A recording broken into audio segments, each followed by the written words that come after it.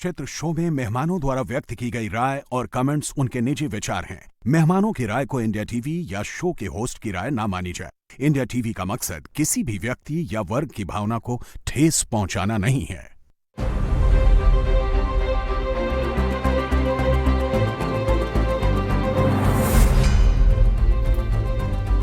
नमस्कार, बहुत बहुत स्वागत आप सभी का आपके प्रोग्राम कॉफी पर कुरुक्षेत्र में। मैं हूं सौरभ शर्मा। बातें खुलकर करते हैं, वो बताते हैं जो कोई और आपको नहीं बताता है। बहुत सारी ऐसी बातें होंगी प्रदीप सिंह जी के साथ। सर, बहुत स्वागत है आपका प्रोग्राम में। मनोज कुमार सिंह जी आ चुके हैं हमारे साथ, जाने माने सिफोलॉजिस्ट हैं, मेट्राइज एजेंसी के डायरेक्टर हैं। स्वागत मनोज जी आपका। इंडिया टीवी के पॉलिटिकल एडिटर देवेंद्र पराशर हमारे साथ हैं। सर, आज का जो टॉपिक है, टीएमसी क्या खाली हो गई? तृणमूल टूट गई, ममता से छूट गई, भाग गए नेता और छोड़ गई जनता और रह गई अकेली ममता, और ममता की पार्टी हो गई लापता। सीधी सीधी बात। आप हंस रहे हैं, यही हुआ है वहां पे आज। क्या सर, अभी तक चर्चा ये थी 2-4 इतने विधायक जो हैं बागी हो गए हैं, संख्या नहीं आ रही थी सामने। कल दो विधायकों को उन्होंने पार्टी से निकाला। उसके बाद रात को उन निष्कासित विधायकों के साथ बैठक में 52 विधायक गए। ऐसी आज बहुत सारे सोर्सेस से बात कंफर्म हुई है। वो और कंफर्म हो गई जब ममता बनर्जी आज धरने पर बैठी कलकत्ता के बिल्कुल सेंटर ऑफ कोलकाता में, और वहां उनके साथ कुल जमा 5 नेता दिखाई दिए। 1-2 विधायक, 3-4 सांसद, यही थे बस उनके साथ। मैं भी आपको सबके नाम मैं बता दूंगा, कोई नहीं था। और आमतौर में ममता बनर्जी चलती हैं तो पीछे हजारों लोग चलते हैं पैदल मार्च करते हुए, और कोई पहला प्रदर्शन उनका नहीं था। वो तो सरकार में होते हुए प्रदर्शन कर रही थी। तो इस बार वो अपने भतीजे अभिषेक बनर्जी पर, एक नेताओं के ऊपर अत्याचार, हमला, इस सबको मुद्दा बनाकर के वहां गई थी। ना जनता आई ना नेता है। चलिए, जनता मान भी लीजिए कोई बात की, रात को अनाउंस किया धरना, सुबह नहीं आ पाए लोग। हालांकि उन्होंने पब्लिक अपील की थी कि आइए सब जगह, और जगह बताई कि इस जगह में इतने बजे आपको मिलूंगी। अभी भी वो धरने पर उनको होना चाहिए, क्योंकि 2:30 बजे शुरू हुआ था, 7 बजे तक उनको धरना देना था, लेकिन कोई नहीं आया। और अब चर्चा ये हो रही है कि कोलकाता में मुंबई मॉडल, महाराष्ट्र मॉडल चलेगा सर, कि पार्टी में एकनाथ शिंदे टाइप, अजीत पवार टाइप लोग पार्टी लेकर के नाक के नीचे से ले जाएंगे। पार्टी भी जाएगी, सिंबल भी जाएगा, ममता जी के पास कुछ नहीं बचेगा। क्या ये मामला उतना खराब हो गया है ममता जी के लिए? लगभग उसी दिशा में जा रहा है। आप देखिए, मुझे नहीं लगता कि 2021 का जो अनुभव था बीजेपी का, जिस तरह से जो भी आ रहा था टीएमसी से ले रहे थे, उसके बाद जो हुआ, तो बीजेपी टीएमसी के लोगों को, कम से कम विधायकों को लेकर जो है ज़रूरत भी नहीं है, और जो है वो एक तरह से अपने कार्यकर्ताओं को ऑफिशियली डिनाई कर दिया पार्टी प्रेसिडेंट ने कि हम बीजेपी का टीएमसीकरण नहीं करेंगे। लेकिन मुझे लगता है कि बीजेपी का लक्ष्य जो है वो टीएमसी को खत्म करना नहीं, ममता बनर्जी की राजनीति को खत्म करना। तो उसके लिए जरूरी है कि टीएमसी रहे, ममता बनर्जी के पास हाथ में न रहे। तो उसके लिए मॉडल महाराष्ट्र से बना हुआ है 2-2 पार्टियों का। अब ये डिपेंड करता है कि वहाँ से कोई एकनाथ शिंदे या अजीत पवार बन पाता है कि नहीं। ऋतव्रत मुखर्जी के बारे में कहा जा रहा है कि वो जो है बन सकते हैं, उनको लीडर पोजीशन बनाने की भी जो है, जो बागी गुट है वो बात कर रहा है, चिट्ठी उठी देने वाले स्पीकर को। लेकिन सवाल ये है कि कितनी दूर तक चलने के लिए लोग तैयार हैं, कितना दम है। नाराजगी है, इसमें कुछ नहीं। देखिए, पॉलिटिकल पार्टी में जो भी विधायक है, सांसद है, जनप्रतिनिधि है, वो 2-3 चीज़ें देखता है। एक, कि इस पार्टी का जो शीर्ष नेतृत्व है उससे हमारा संबंध कैसा है। दूसरा, हम जिस कॉन्स्टिट्यूएंसी से हैं वहाँ पार्टी की पॉपुलैरिटी और हमारी कितनी है, हमारा जनाधार कितना है, और अगले चुनाव में हमारे जीतने की संभावना कितनी है। अगर ये तीनों का जवाब हाँ में हो, पॉजिटिव हो, तो फिर कुछ नहीं होता है। और सबसे बड़ी बात होती है किसी भी पॉलिटिकल पार्टी में, वो होती है विचारधारा।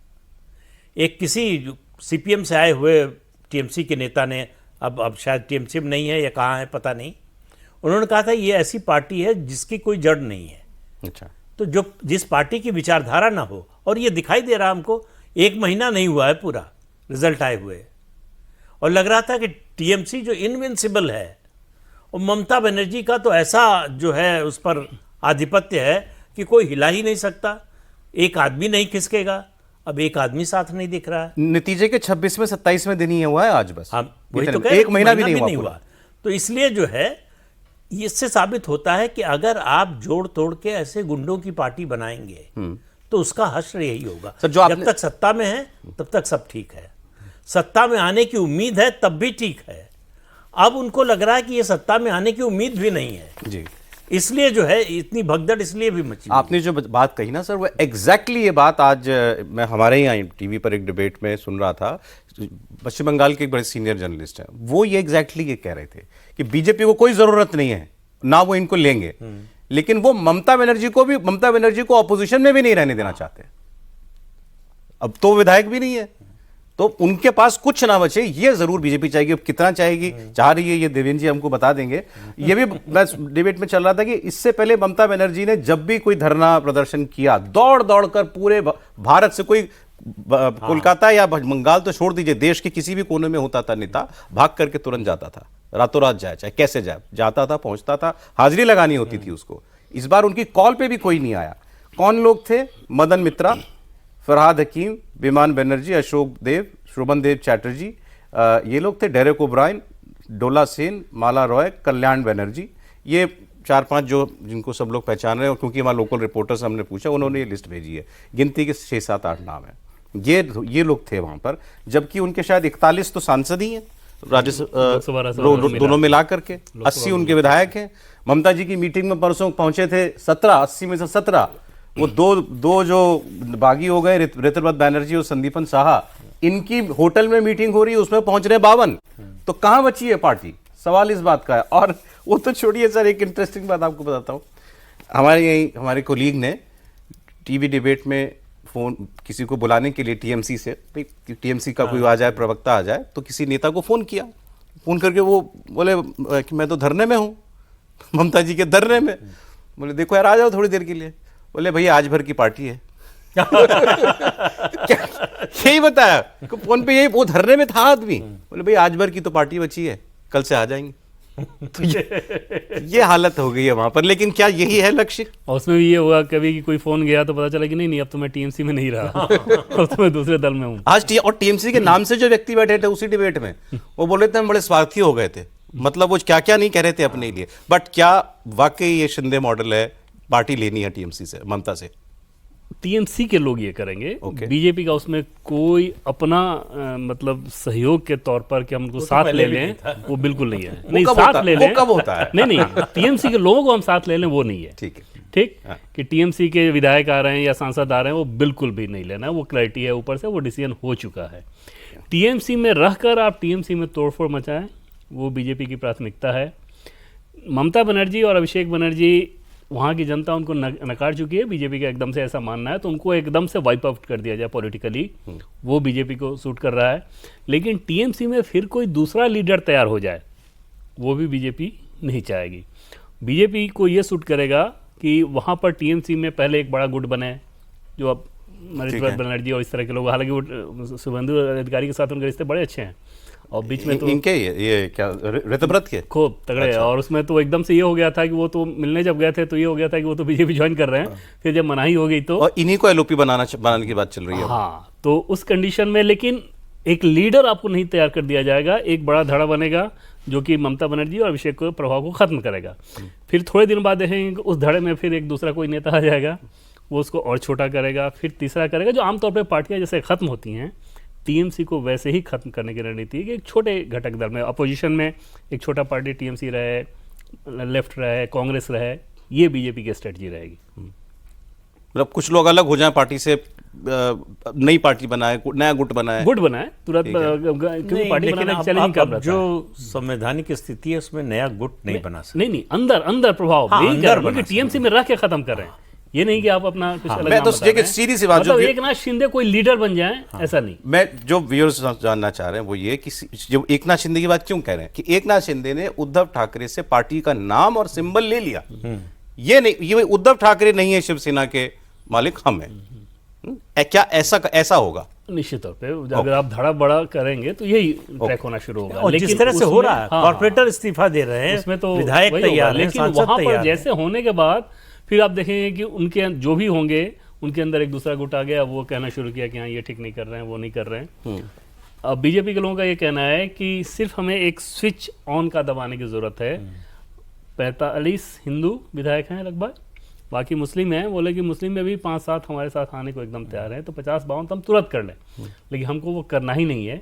और वो गुट एक बड़ा गुट बने, फिर छोटा गुट बने, आपस में वो टीएमसी का कल्चर खत्म करते रहे। सौरभ, और एक चीज़ और दिलचस्प सोचिए, एक उदाहरण, एक डोट्स कि कैसी भगदड़ होगी विधायकों में कि जिस दिन काउंटिंग चल रहा था तो बीजेपी की संख्या जब 200 से ज़्यादा पार हो गई तो एक टीएमसी के नेता विधायक जो कि कम मार्जिन से जीते, मार्जिन एग्जैक्ट नहीं बता रहा हूँ नहीं तो पता चल जाएगा कौन सा नाम था तो क्यों बेचारे की इज्जत खराब करनी, कम मार्जिन से जीते, उन्होंने बीजेपी के कैंडिडेट को कहा कि भले ही मैं जीत गया हूँ लेकिन ये जीत आप ले लीजिए, मैं कोई कंप्लेन नहीं करूंगा, किसी से कुछ नहीं कहूँगा और ये जीत आपकी, और आपने बड़े नेताओं से हमारी बातचीत करा दीजिए।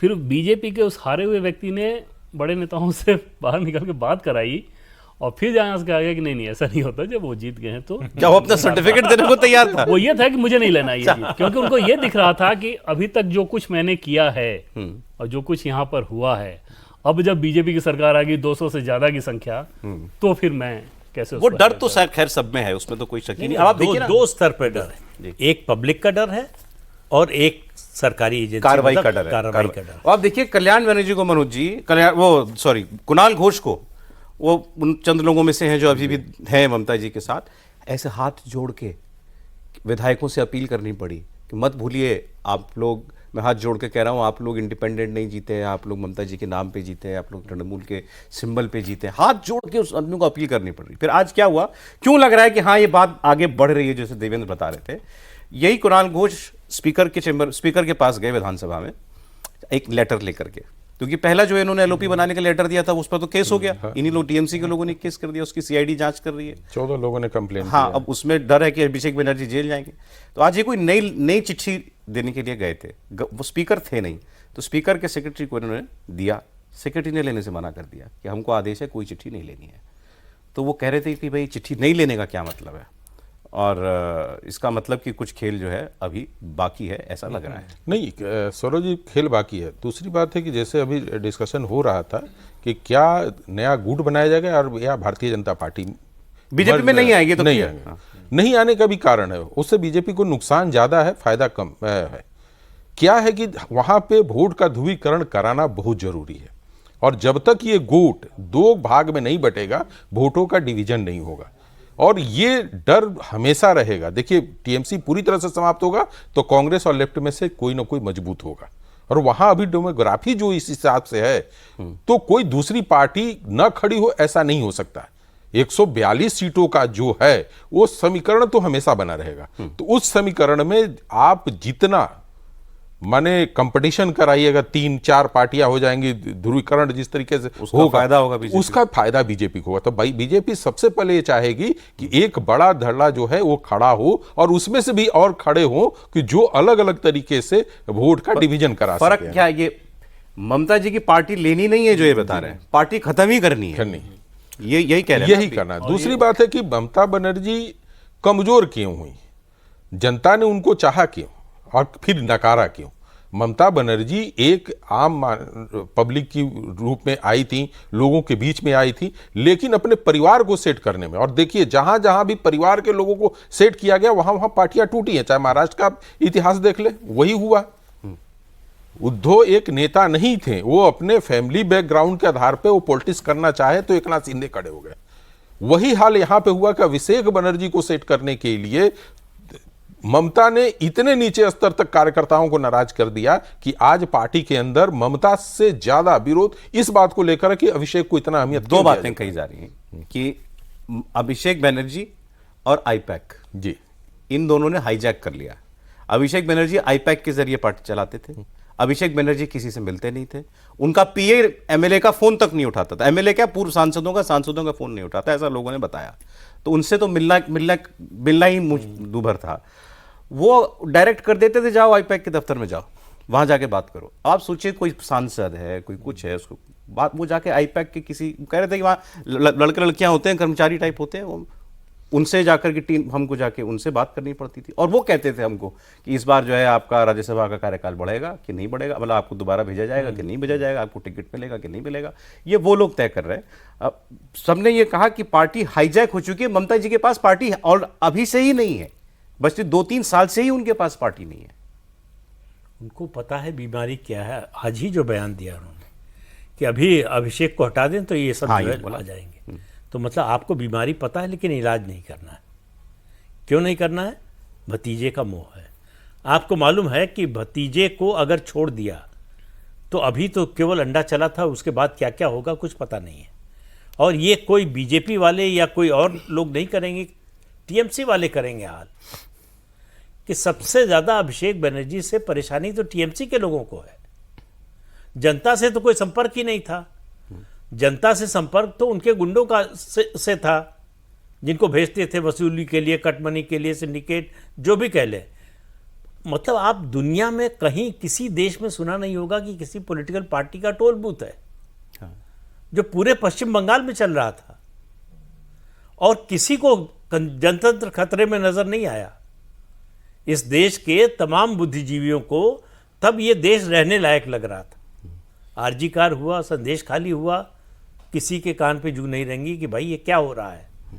अरे भाई कुछ नहीं कर सकते, बोल तो सकते हो, बोलने के लिए भी तैयार नहीं, बल्कि जो आरोपी हैं उनको डिफेंड करने वो के तो लिए कह रहे हैं लास्ट बेस्टियन ऑफ डेमोक्रेसी वो गिरा है इस बार। वो तो अभी भी ये कह रहे हैं। सही बात है। असल में उनकी पेट पे लात पड़ा है। जो पैसा मिल रहा था इन सरकारों से, पहले आम आदमी पार्टी गई, अब तृणमूल कांग्रेस गई। दोनों जो है अदालत में, दोनों के केस जो है लगातार चलते थे और यही बड़े वकील हायर किए जाते थे। तो इन लोगों के लिए समस्या जो है वो अपने संसाधन की भी हो गई है और दूसरा नैरेटिव की, कि हम तो डेमोक्रेसी के लिए लड़ रहे हैं, हम तो फ्रीडम ऑफ स्पीच के लिए लड़ रहे हैं। तो इसकी वजह से दुनिया में तमाम इस तरह के जो संगठन हैं, जो भारत विरोधी संगठन हैं, उनकी जो मदद मिलती थी वो बंद होने का खतरा है। लेकिन सर बताइए, आज ममता बनर्जी जिस तरीके से उन्होंने मतलब मैं तो कहूँगा कि तेवर दिखाए, कितने लोग आए वो छोड़िए, वो 5 घंटा धरने पे कलकत्ता में जाके बैठ गई। क्या इसका कुछ असर होगा? कुछ खोया आधार लौटेगा? क्या कुछ जो लोग चले गए हैं कुछ पर कुछ नैतिक मतलब दबाव पड़ेगा उन पर लौटने का? ममता बचा पाएंगी पार्टी? रस्सी जल गई बल नहीं गए, कहावत है। 12 साल से आप देख रहे हैं राहुल गांधी के तेवर, क्या असर पड़ा है। ऐसा है कि जब आप जनता का मूड नहीं समझ पाते, जनता के मन की बात नहीं समझ पाते, जो परिवर्तन हो रहा है उसको देख नहीं पाते हैं, तो आप कोई भी तेवर दिखाते रहिए, कुछ असर नहीं होता। ये पार्टी नहीं बचा पाएंगी? ये पार्टी नहीं बचा पाएंगी, ये ममता बनर्जी भी समझ गई हैं। अब मतलब वही है कि भागते भूत की लंगोटी ही सही, तो जो बच जाए, जितने बच जाएं, कि कम से कम आगे लड़ने लायक रहें। ये तो मालूम है कि पार्टी हमारे हाथ से निकल गई। मतलब मेजॉरिटी जो है, विधायक हों चाहे सांसद हों, वो आज अगर उनको मौका मिले, कोई मतलब विकल्प मिले, और विकल्प के रूप में बीजेपी है सिर्फ सामने, तो चले जाएं। लेकिन बीजेपी लेने को तैयार नहीं है और लेना भी नहीं चाहिए। लेने से ये सही बात है कि नुकसान ज़्यादा है। उन लोगों के आने से पब्लिक इमेज खराब होगी और आपका कार्यकर्ता भी नाराज और निराश होगा। ममता बनर्जी ने आज कहा है कि मैं अपने कार्यकर्ताओं को इस मुश्किल वक्त में नहीं छोड़ूंगी।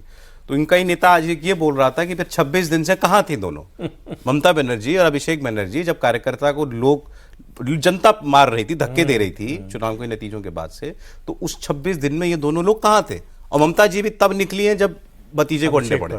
और उस भतीजे के अंडे वाले में सौरभ, ये सही बात है कि बीजेपी के कुछ लोग थे, कुछ महिलाएं थी, लेकिन वो महिलाएं, जो पुरुष हैं वो बीजेपी वाले भी हैरान कि टीएमसी के लोग ही अभिषेक बनर्जी पे अंडे फेंक रहे हैं। मतलब महिलाएं तो जा ही नहीं पाई उधर ज़्यादा। बीजेपी वाले जो टीएमसी से जुड़े हुए लोग थे, जिनकी गिरफ्तारी भी हुई, और स्वाभाविक सी बात है कि अगर बीजेपी के लोग होते और बीजेपी ने कराया होता तो गिरफ्तार तो नहीं करते, पुलिस जांच करते रहती।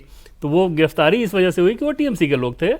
और उस तरह की चीज़ें अभिषेक बनर्जी अगर हाउस में धमकी दे रहे थे, आपको ध्यान होगा कि लोकसभा चुनाव में, लोकसभा में डिस्कशन के दरमियान किस प्रकार से हाउस में धमकी दे रहे थे कि देख लूंगा, तो आप सोचिए ग्राउंड पे वो क्या करते होंगे। तो वैसे अलोकप्रियता तो वैसे ही रहेगी। आज आपने देखा होगा कि साउथ 24 परगना में एक वीडियो आया कि कैसे केंद्रीय योजनाओं में 5-5 हज़ार रुपए कट मनी के तौर पे टीएमसी के नेता ने लिया था और वो लौटा रहा है। हिसाब किताब लिखा हुआ है कॉपी पे पूरा, और पार्क में बैठ के अच्छा भाई तुम्हारा तुमसे लिया था ये, ईमानदारिता उन्होंने दिखाया कि जो लिया था उसको वापस किया है। तो जनता मारती और नहीं लौटाते थे। और उसमें सौरभ एक चीज़ और क्या है कि शुभेंदु सरकार के पास पहले फेज में लगभग 8,000 लोग ऐसे थे, पहले फेज में जहाँ चुनाव हुए थे ना, उनमें से 8,000 ऐसे थे जो कि नोटोरियस लोग थे, टीएमसी के पक्ष में माहौल बनाने वाले, गुंडागर्दी, दादागिरी, उसमें से कई के ऊपर आरोप पत्र हैं, कई नहीं भी हैं, दबंग टाइप के। और दूसरे फेज में 11 या 12,000, मतलब लगभग 20,000 लोगों की सूची ऑलरेडी बनी हुई है जिनके खिलाफ पुलिस को कार्रवाई करनी है। तो जैसे ही वो कार्रवाई अब शुरू होने का डर हो रहा है, तो ये सारी भगदड़, सारी चीज़ें आप देख रहे हैं। लेकिन आप जैसे बुद्धिजीवी लोग और भी मिल रहे हैं हमें जो कह रहे हैं कि भाई ऐसे ही नहीं भरभरा के खत्म हो जाती हैं पार्टियां, ऐसे ही नहीं लीडर का जनाधार जो है वो बिल्कुल साफ हो जाता है। ममता बनर्जी को यूं ही मास लीडर नहीं कहा जाता है। भतीजे के साथ भी कुछ लोगों की लॉयल्टी होगी और भतीजे ने रिस्क भी लिया, निकले गए तो जहां भी गए, जहां भी हुआ वो कांड उनके साथ गए तो घर से निकल के। तो अभी देखिए आगे क्या वक्त दिखाता है। देखिए समय वो निकल गया जब आप अपने आप को खड़ा कर सकते थे। ये समय था आपको विधानसभा चुनाव के समय, लेकिन विधानसभा चुनाव के बाद ऐसे बंगाल का इतिहास भी रहा। 2011 का भी देख लेंगे कि ममता जब आई थी सत्ता के पास तो किस तरीके से कांग्रेस के अंदर टूट पड़ी हुई थी। और जब कम्युनिस्ट आया तो सिद्धार्थ राय जी थे उस समय, जब ये संभाले, बसु जी संभाले, तो उस समय किस तरीके से टूट इतिहास रहा है। लेकिन कभी बड़े लीडर नहीं टूट कर जाते थे। जब ममता आई थी 2011 में तो कहा जाता था कि भैया दिन में लाल रात में तृणमूल टीएमसी कार्यकर्ता हो जाता था। अच्छा, उसको था कि भाई हमारा अपना रोजगार भी बचा रहा है, माने कमाई बचा रहा है, जो पॉलिटिक्स के रूप में थे। और जब टीएमसी के अंदर कम्युनिस्टों का एंट्री हुआ तो वही सब रूप अपनाया था जो उन्होंने टीएमसी की कम्युनिस्ट की शासन थी। वही लूट, वही हंगामा, वही अत्याचार। तो भारतीय जनता पार्टी को पता है कि ये वही लोग हैं जो पिछले कई दशकों के साथ ये पॉलिटिक्स खेलते आ रहे हैं, मार के बदलते आ रहे हैं। वो बदलते आ रहे हैं। तो हमें इससे दूर रहना है, एक करना है और एक चीजों को खड़ा करके ले आना है कि जिससे ये इमेज ना जाए कि वो मैं गुंडे को लाकर। एक टर्म चल रहा है, पता नहीं आप लोग बताया मुझे, किसने बताया कि कोई और दिन में जो आते हैं प्रोग्राम में साथी वो बता रहे थे, तत्काल भाजपा। जी, एक तत्काल भाजपा टर्म चल रहा है कि जो तृणमूल का आदमी रातों रात अपने आप स्वयंभू बीजेपी का हो गया, कोई मेंबरशिप नहीं लिया है, अब मैं बीजेपी का हूं। जैसे वो कह रहे थे कि टीएमसी वालों ने ही मारा, अंडे मारे, तो वो तत्काल भाजपा वाले हैं। तुरंत हो जाए। जिस गली में हमें झंडे लगाने को मना किया जाता था, कि जो आदमी मना करता था, दोबारा जब ये लोग गए परसों बीजेपी कुछ लोग, तो उसने अपने घर पे लगा रखा था और पहले वो गली में नहीं लगाने दे रहा था। वैसी दादागिरी ये हो रहा है सर। आज जो कई ने सौरभ ऑफर दिया अपने लोकल बॉडीज वालों ने कि आपका एक भी मेंबर है तो आप बन जाइए चेयरमैन और बाकी हम सब आपके साथ, और हमारे दफ्तर का जो कलर है और कुछ करना नहीं है, सिर्फ रंग चेंज करवा देना है, भाजपा के रंग में इसको रंगवा दीजिए। आज तृणमूल कांग्रेस जो है उस पर ममता बनर्जी का जितना आधिपत्य है, अधिकार है, जितनी चलती, उससे ज़्यादा मुझे लगता है शुभेंदु अधिकारी की चल रही है। इस वो टीम से इनसाइडर है, एक एक आदमी के बारे में मालूम है। ऐसा नहीं केवल पार्टी की बात, एक एक आदमी को इंडिविजुअली जानते हैं। सही, ऋतुव्रत बनर्जी और संदीपन साहा ने जो कि वो चिट्ठी फौज हुई है, दस्तखत फौज जो है, शिकायत की है, तो ऐसे ही अपने आप तो नहीं की है, ये सब करवाया गया है। अभी अपना एलओपी बनवाएंगे सबसे पहले, तो ये होगा। बिल्कुल। आज ममता जी की वो प्रदर्शन को देखकर आपको क्या लगा? नहीं, वो मतलब हारे हुए नेता की खींच है। मतलब कि हम हार गए हैं लेकिन हम हार को मानना नहीं चाहते, स्वीकार नहीं करना चाहते। उनको लगता है कि उनके पुराने दिन लौट सकते हैं, जिस तरह की संघर्ष करने की उनकी क्षमता थी, स्ट्रीट फाइटर थी, तो उस छवि को बरकरार रखने की कोशिश, वो वही कहावत है गांव में होता है, सींग कटा के बछड़ा बनने की कोशिश, तो उस तरह की कोशिश है। वो दिन लौट के आने वाला नहीं। जब वो तृणमूल कांग्रेस बनाई थी तो 42-43 साल की थी, आज 71 साल की है। और ये जो उनका भतीजा है अभिषेक बनर्जी, ये लायबिलिटी नहीं था उनके पास। सबसे बड़ी लायबिलिटी अभिषेक बनर्जी है और उससे छुटकारा उनको मिलने वाला नहीं, वो चाहती भी नहीं छुटकारा। आप अभी अभिषेक को भी कुछ वक्त देने को तैयार नहीं कि शायद ये पार्टी को कुछ संभाल ले? नहीं, वो लीडर ही नहीं है, पार्टी कैसे संभाल लेगा? गुंडा कोई लीडर नहीं बन सकता है जब तक सरकारी समर्थन उसको ना हो या पॉलिटिकल पार्टी का सपोर्ट ना हो। उसकी ताकत तभी तक रहती है जैसे ही सत्ता का समर्थन हटा या पॉलिटिकल जो उसको सपोर्ट था वो हटा, उसकी ताकत खत्म। वही अभिषेक बनर्जी की है। मुझे बताइए, अगर इतना बड़ा नेता है, उस पर अंडा चल रहा है, अरे 4 आदमी तो आते हैं उसके पास कि भाई ये मत कीजिए, रोकने की कोशिश करते, उनको बचाने की कोशिश करते। 12 लाख से जिस कॉन्स्टिट्यूंसी में जीता है उसी में ये हो रहा है। तो 12 लाख में से 12 आदमी नहीं निकल रहे हैं। नहीं, वो तो खैर उनका उस दिन मुझे थोड़ा सा वो भी लगा कि भाई चलो धक्का मुक्की हुई है, कुछ गुस्सा वुस्सा पड़ा होगा, अंडा तो पड़ा ही था, वो सब तो हुआ ही था। वो जब अंदर रिपोर्टर से बात कर रहे थे तो वो इतने आक्रोशित हुए, बोले मैं इस मैटर को सुप्रीम कोर्ट तक ले जाऊंगा। हाँ, नहीं मैं किसी नेता के साथ कुछ हो जाए, आमतौर पर वो उस वक्त जो है वो ऐसे बिहेव करता है कि इसका जवाब नहीं, जनता देगी। आपने एक वो वीडियो- कह वो एक आदमी कह रहा नहीं, मैं खुद अपने केस को सुप्रीम कोर्ट तक ले जाऊंगा। नहीं, एक वीडियो नहीं देखा आपने, जिस कार्यकर्ता के घर गए थे, उसके पिता को पानी की बोतल खोल के पानी पीने को दिया, उसकी माँ को माँ ने कहा नहीं चाहिए, उसका मुंह पकड़ के बोतल से पानी डाल दिया मुंह में। ये हारने के बाद ये हार, जिसके यहाँ संवेदना व्यक्त करने गए हैं उसके साथ आप ये व्यवहार कर रहे हैं कि हम कह रहे हैं तो कैसे मना कर रहे हैं। तो उस आदमी के दिमाग का अंदाजा लगाइए। आज महुआ मोहितरा भी नहीं थी वहाँ। वो तो विदेश में है। लेकिन शत्रुघ्न सिन्हा और कीर्ति आजाद ये लोग भी एकदम से मतलब इन लोगों के बयान नजर नहीं आ रहे ना। हैं। तो अधिकांश जितने वोकल लीडर थे उनमें से तो बहुतायत को देखिए तो कीर्ति तो बोल रहे हैं, कीर्ति प्रेस तो कॉन्फ्रेंस की उस रूप में कह प्रेस रहे हैं कि कॉन्फ्रेंस जैसे परसों एग्रेसिवली किया था। नजर आना चाहिए वो दिख नहीं रहा है कि बहुत माहौल आप बनाना शुरू करें, कुछ करें। नहीं, वरना तो क्योंकि आमतौर पर टीएमसी के सांसद बहुत वोकल बहुत है। रहते हैं। जिस मान लीजिए अभिषेक के साथ अगर इतना जब हाँ। कुछ हो गया तो कृति आजाद जैसे आक्रामक नेता लोग हैं ना, ये सीधे वहाँ पहुँचते हैं या साथ जा रहे होते हैं। चुनाव के दरमियान भी ये लोग हालांकि बहुत ज़्यादा एक्टिव नजर नहीं आ रहे थे, तो इसमें ऐसा माना जा रहा था कि शायद इन लोगों को समझ में आ गया है कि हाँ नदी की धारा किस दिशा में वो भी जा नहीं रही है। दिखी वो हृदय माझे और नैना में। हाँ, उनका बहुत बड़ा योगदान रहा है क्योंकि इस इलेक्शन में सौरभ एक सीट बीजेपी ने ऐसी जीती, बरहामपुर की वो सीट है जहाँ पर सिर्फ 33% हिंदू हैं। सिर्फ 33% हिंदू वाली सीट अगर बीजेपी जीत रही है तो सोचिए हिंदू पोलराइजेशन किस लेवल का रहा हो। लेकिन ये कांग्रेस स्पेस वहाँ नंबर 2 पे थी। ये स्पेस कौन लेगा आप टीएमसी की, अगर आप सब इस बात की इस राय पे हैं कि टीएमसी तो नहीं बचेगी? देखिए, एक नाथ शिंदे ऐसा लीडर तो अभी नहीं दिख रहा टीएमसी में कि जो पूरी तरह से पार्टी को एक तरह से तोड़कर लेकर खड़ा हो। लेकिन इसके लिए जरूरी नहीं है कि आप बड़ा लीडर हो। जब पार्टी टूटती है तो एक आम आदमी भी उस समय लीडर बन जाता है और वो उसको श्रेय मिलता है और वो उसको संभाल लेता है। टीएमसी के साथ यही है कि हम ये कहते हैं कि सौरभ जी आप पार्टी चलाइए, मैं आपके साथ आने के लिए तैयार हूँ।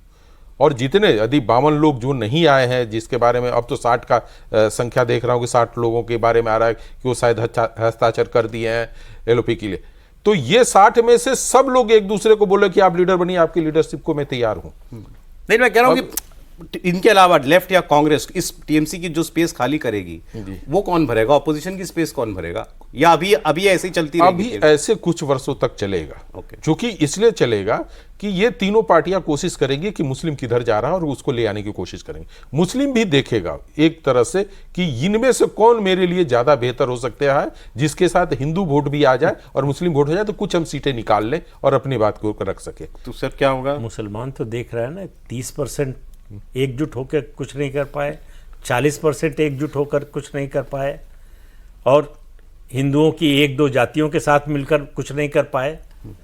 तो उसको ये तो मैसेज मिल रहा है कि हमारे एकजुट होने से फायदे की बजाय, हमारा फायदा होने की बजाय नुकसान ज़्यादा हो रहा है, बीजेपी का फायदा ज़्यादा हो रहा है। तो आप देखिए एक तरह से मतलब बहुत अच्छी सिचुएशन नहीं है। अपोजिशन लेस जो है स्टेट, एक के बाद एक स्टेट होता जा रहा है कि जहां अपोजिशन की कोई मतलब ऐसा नहीं कि खत्म हो गया जी, कोई पार्टी ही नहीं रह गई, लेकिन अपोजिशन की कोई ताकत नहीं रह गई। महाराष्ट्र जैसे इतने बड़े स्टेट में देख लीजिए, यूपी के बाद नंबर 2 का स्टेट है, और मैं फिर कह रहा हूं 27 के बाद आपको उत्तर प्रदेश में यही दिखाई देगा। सर ब्रेक समय इतना ही था आज, लेकिन ये एक नाथ शिंदे हो जाएगा, टीएमसी में कोई आ जाएंगे और पार्टी ले जाएंगे।